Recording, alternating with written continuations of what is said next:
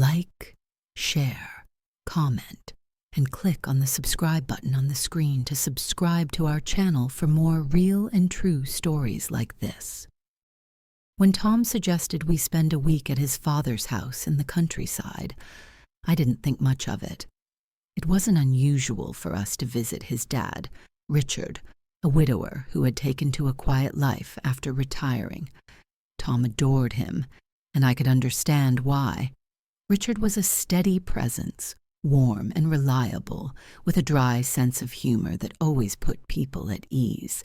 The house itself was a sprawling old place with creaking floors and an overgrown garden that seemed to stretch forever. It was beautiful in a way, but it also felt isolating. Tom and I arrived late in the evening, the kids asleep in the back seat, and Richard greeted us at the door with his usual wide grin and a hearty hug for each of us. "Long drive?" he asked, helping us unload the car. "It wasn't too bad," Tom replied, brushing off the question as he always did. I followed them inside, carrying one of the kids in my arms, and was instantly hit by the warmth of the house. The smell of wood smoke and something faintly citrusy lingered in the air. It was comforting, familiar. The first couple of days were uneventful. Tom spent most of his time out back with Richard working on small projects around the property, while I kept the kids occupied. I didn't mind. It gave me time to read, to relax a little. It wasn't until the third day that I started noticing Richard in a way I hadn't before. I had come downstairs early that morning, hoping to enjoy a quiet cup of coffee before the chaos of the day began. Richard was already there, standing by the window with a mug in hand, looking out over the garden. "Morning," he said, turning to me with a smile. "Morning," I replied, heading for the coffee pot. "You're an early riser," he commented, his tone light. "Not by choice," I said with a small laugh. "It's the only time I get to myself these days." He nodded, and for a moment we stood in companionable silence, sipping our coffee. "You've done a lot with the garden," I said, gesturing to the view outside. He smiled, a little sheepishly. "It keeps me busy, gives me something to focus on." We talked for a while, nothing too personal, just about the house, the garden, little things. But there was something in the way he listened to me, the way his eyes lingered just a little longer than necessary. I told myself I was imagining it. That night, after the kids were in bed and Tom had gone upstairs to read, I found myself in the living room with Richard. We were sitting on opposite ends of the couch, the TV playing softly in the background, though neither of us was paying much attention to it. "You look tired," he said, breaking the silence. I laughed softly. "That obvious, huh?" He smiled, but it didn't reach his eyes. "You work too hard, taking care of everyone. You should let someone take care of you once in a while." I didn't know what to say to that. It was a kind thing to say, but the way he said it, the way he looked at me when he said it, it felt different. I stood up quickly, brushing off his comment with a laugh. "I think I'll head to bed. Good night, Richard."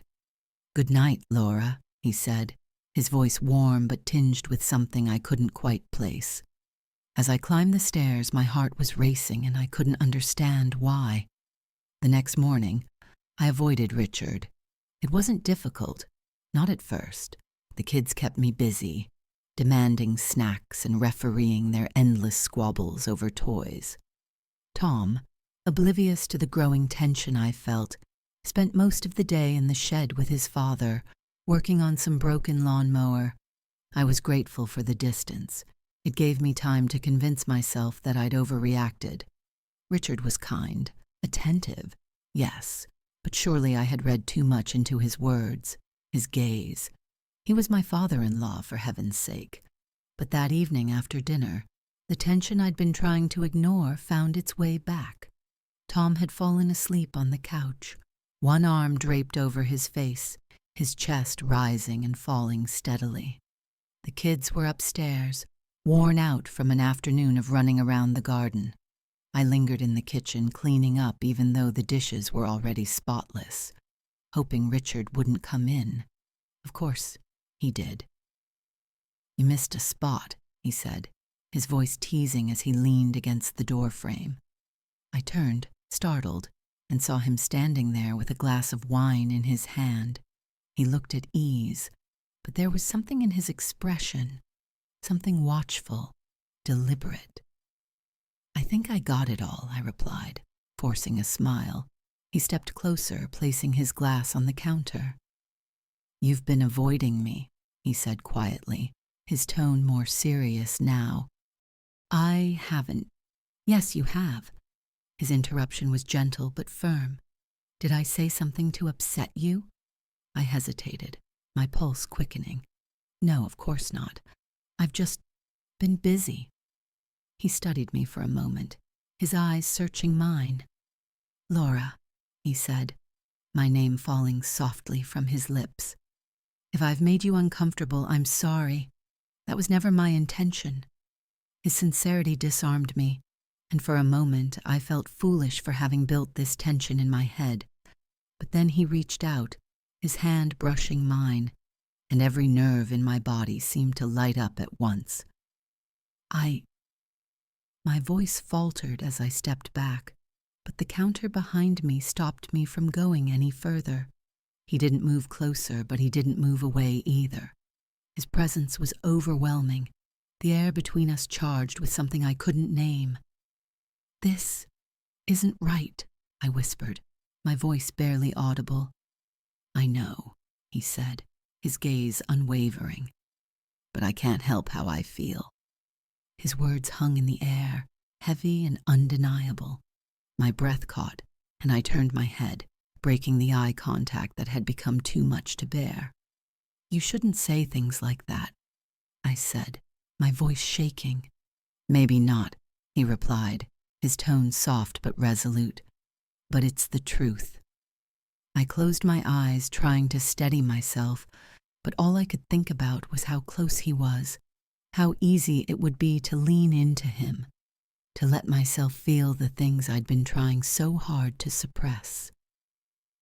"Richard," I started, but I didn't know what to say. He stepped back then, giving me space, and the sudden absence of his nearness was like a cold rush of air. "I'm sorry," he said again, though his voice didn't sound sorry at all. "I'll give you some space." Without another word, he turned and left the kitchen, leaving me alone with the echoes of his words and the pounding of my heart. I stood there for what felt like forever, gripping the edge of the counter as I tried to process what had just happened. But no matter how hard I tried, I couldn't shake the memory of his touch, his gaze, his voice. The following day, I woke up determined to put the incident behind me. I busied myself with the kids, took a long walk through the garden, and did everything I could to avoid being alone with Richard. But the harder I tried to distance myself, the more aware I became of his presence. By evening, it was impossible to ignore. Dinner was quiet, though Tom, oblivious as ever, filled the silence with stories from his childhood. I forced myself to laugh at the right moments, but every time I glanced at Richard, he was already looking at me. It wasn't overt. He was careful, measured, but I felt the pull of his gaze as if it were a physical thing. After dinner, Tom suggested we sit by the fire pit in the backyard. The night was cool and clear, the stars scattered across the sky like salt on a dark tablecloth. I thought the open air and the presence of others would be a relief. But as the night wore on, the kids drifted inside to play a game, and eventually, Tom excused himself to put them to bed. That left me alone with Richard. The fire crackled between us, casting flickering shadows on his face. He sat back in his chair, his hands wrapped around a glass of whiskey, and for a while, neither of us spoke. "I should probably head in," I said finally, breaking the silence. "Stay," he said softly, his eyes meeting mine. "Just for a little while." I hesitated, the weight of his words holding me in place. Against my better judgment, I sank back into my chair. I don't know what to do with this, I admitted, my voice barely above a whisper. With what? He asked, though we both knew the answer. This. Whatever this is between us, I said, my words tumbling out before I could stop them. It's not fair to Tom, or the kids, or anyone. No, it's not, he agreed, his voice low and steady. But that doesn't make it any less real. I shook my head, staring into the fire. We can't do this. We haven't done anything, Owen, he said, and there was a hint of a smile in his voice. But it's there, isn't it? This thing between us. I looked up at him then, and the intensity in his eyes took my breath away. Richard, please. I won't cross that line, Hogamo, he said, his tone soft but firm. I would never do that to my son, but don't ask me to pretend I don't feel it. The raw honesty in his voice cut through me, leaving me exposed. I wanted to deny it, to tell him he was wrong, but the words wouldn't come. Instead, I stood up abruptly, needing to put distance between us. I should go check on Tom and the kids. Laura, he said, and the way he said my name stopped me in my tracks. I turned to look at him, my heart pounding in my chest. For a moment, neither of us spoke, the firelight dancing between us like a living thing. Then he stood, closing the space between us in 2 deliberate steps. He didn't touch me. He didn't have to.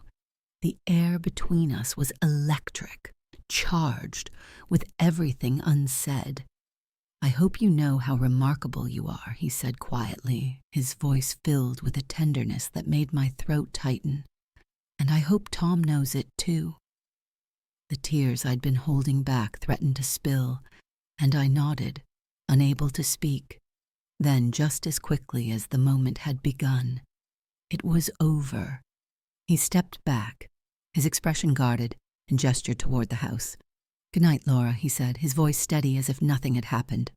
Good night, I managed, my voice shaking. I turned and walked back toward the house, my legs trembling beneath me. As I stepped inside, I glanced back and saw him standing there, silhouetted against the firelight, his gaze following me until I closed the door. That night, as I lay in bed next to Tom, I couldn't stop thinking about Richard, his words, his presence, the pull between us that neither of us dared to act on. It was wrong, all of it, but it felt impossibly human. Click on the subscribe button on the screen to subscribe to our channel for more real and true stories like this.